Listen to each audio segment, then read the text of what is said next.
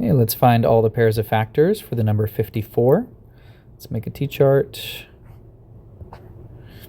And 54 goes here. I've got 1 and 54, and 54 is an even number, so 2 should go in evenly. I'm going to have 2 and 27. If I add 5 plus 4 is 9. 9 is a multiple of 3, so 3 should go in evenly. And 18. 54 doesn't look like 4 works. It doesn't end in 0, 5, so 5 would not work. 6 should work. We have 6 and 9. And then I don't think anything else works. We got 7, 8, and 9. Yep.